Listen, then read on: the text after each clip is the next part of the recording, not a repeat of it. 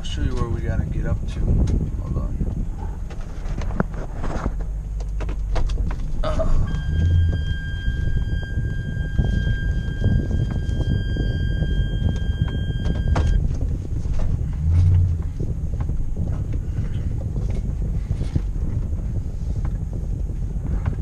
So we gotta get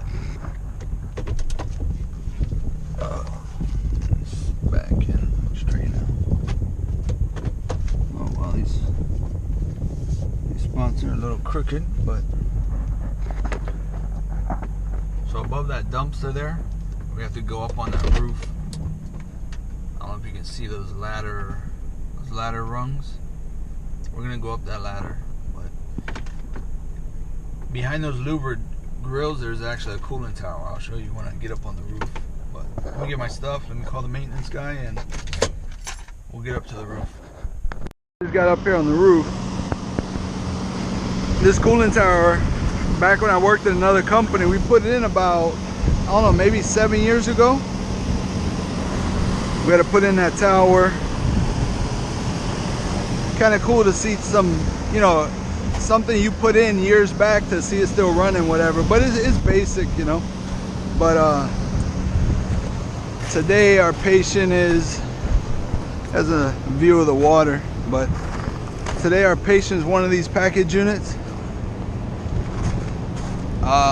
Let's see, leaking water.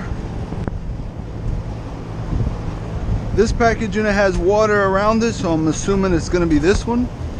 Might be a drain. I don't know what it is, but we have to see. I can see it's leaking there, so let's open it up and see what we got. Number 2. Oh, a lot of water in there. Let's see here. This is a condensing section. There's a condenser section here, so let's see. Oh, frozen up pretty good. Let's see what we got here.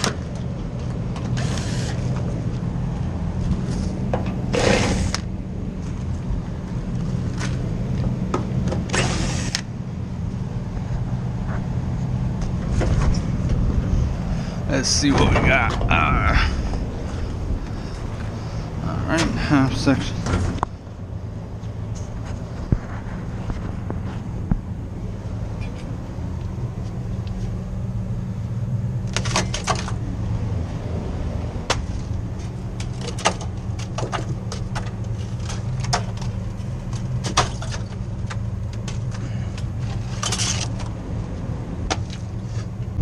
I'm gonna check this float switch, see if it's even connected.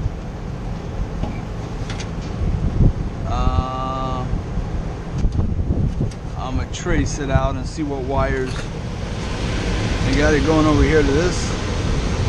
Got to a purple. Purple is 58J and 58J. 58J 101A. 58J 101A. Alright. So yeah, 101A, and this is 58J. It used to go here, and then the harness went on the board. It might be this guy right. It might be these two right here. It looks like these two were here at one point and it got disconnected. So we're gonna see right now if that's it. So they got a float switch hooked on, but it looks like it's not electrically, it's not connected to the unit. So it might be just a low, I don't know. So we got on continuity.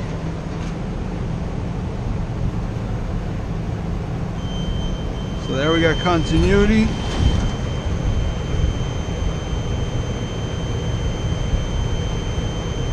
I'm lifting the switch, but it's not opening.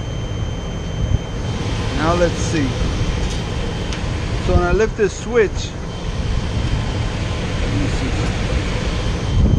So you see I got the switch in my hand if I lift it,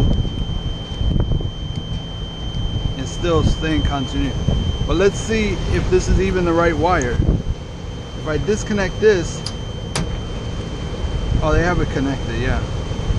You see? And it loses continuity. So those are the wires.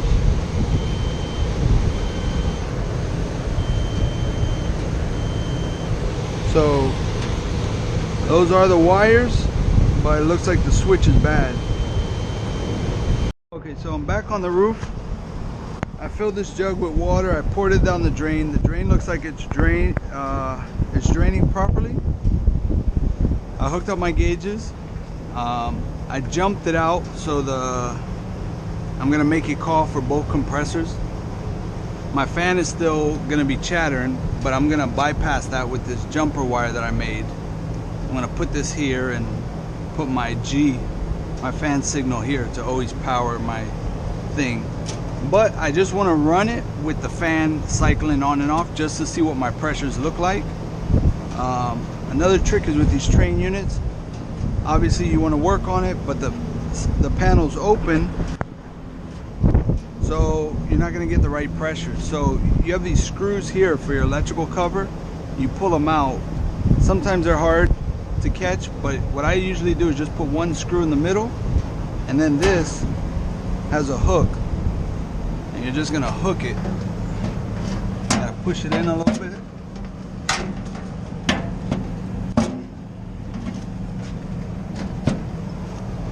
Hook it on there, so now your panel could kind of stay and help you get a better reading. Now this, I left my jumper wires on a roof. Yesterday I was checking a bunch of package units, so I'm only using one jumper wire to try to jump 3 wires. I'm gonna see how it works, and we're gonna turn it on.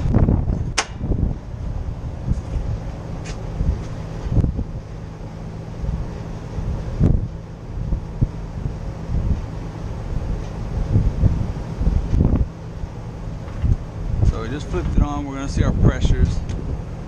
Let's see if we're getting any call. Blower came on.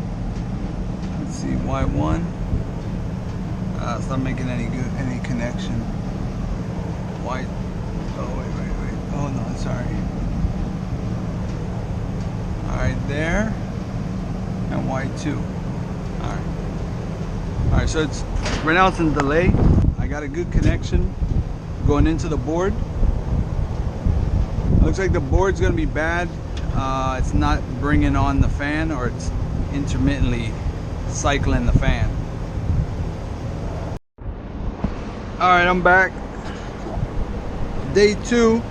Sorry, the GoPro died yesterday, but got a new control board. I did a temporary so it could run, but the control board is actually even worse now today. It's not bringing on the Y1, Y2. So we're gonna go ahead and swap out the control board for a new one, and I'll once I swap it all out, get my gauges hooked up, I'll start it up and I'll show you, give you a little rundown on it. So, all right. Something I wanted to point out before I put this in. So this control board goes in right here. It has 2 brackets, but then it requires 2 screws on the bottom to screw it in place. Those screws are very important because that's the ground on this board goes through these little feet, right? So as you can see, I don't know if the GoPro picks it up, but you see this is like a road, right? It goes to this peg, goes over to this peg, and it comes in. So those are ground points on this control board. So you have to make sure this is screwed in. Another thing is, if you're gonna screw it in with a drill, make sure you don't over torque it, and then you're gonna spin out this little leg, and you're gonna rip where that road it connects with the this leg, you're gonna rip that connection and this is gonna start spinning.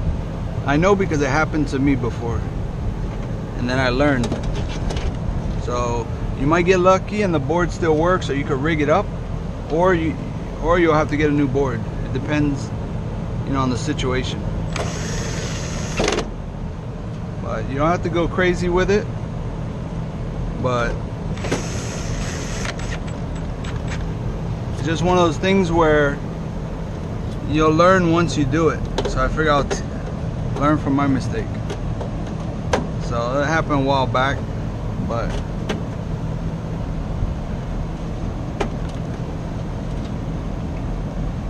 yeah. Another thing, if you're not going to remember where the harnesses go, or you're not familiar with the unit, make sure you take a picture or write it down. Because sometimes you think, oh, I'll remember, and then unfortunately you don't remember. Then it can suck. Even though you can look at the wire diagram and thing, but so red to R, you know, regular stuff. This is a two-stage unit, so we got a yellow and a blue. So when you have two-stage, at the end of the day, the color of the wire really doesn't matter. But for tracing out the wires, color code makes it it helps a lot. So whenever you have two-stage, usually yellow is Y1 and blue is Y2. Second stage cooling.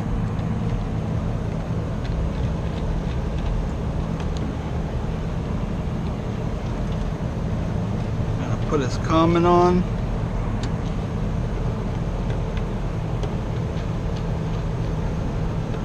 Alright. And there she goes. So the thermostat's calling for cool. I'm gonna put my gauges on.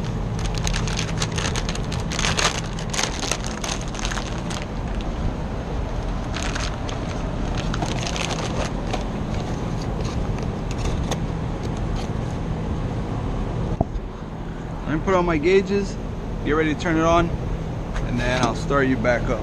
Alright. 30 degree on that. So that's going to pretty much wrap it up for this one. We got a new control board. They're going to swap out contactor, put a new float switch. We flush the drain line anyway. You know, suction pressure is running a little low, but there's not much you can do about that. We're running right under 62 psi. We're still running a 3-degree superheat. So adding refrigerant to this is not going to bring up the suction pressure. It ain't going to bring it up because you already got 45 degrees of subcoolant stacked in the condenser. By having new gaskets, you see that? That's a new gasket. You want to change your gaskets because what happens is when that rubber is gone and it's all eaten up, that male piercing core, it starts piercing the valve stem. It'll pierce the valve stem. You know, it's gonna hit the valve stem before the rubber actually makes a seal on this. So when you have a nice beefy seal, what happens is you tighten it and it seals, and then you screw it on a little more, and then it pierces the actual valve stem. So you're not piercing that valve stem until you have the seal. But when that seal's worn out, you have to screw it on more before to actually make a seal on the face of that flare. If that all makes sense, if you understand what I'm trying to explain. A key thing, I don't make too many videos, so I try to cram in as much information as possible.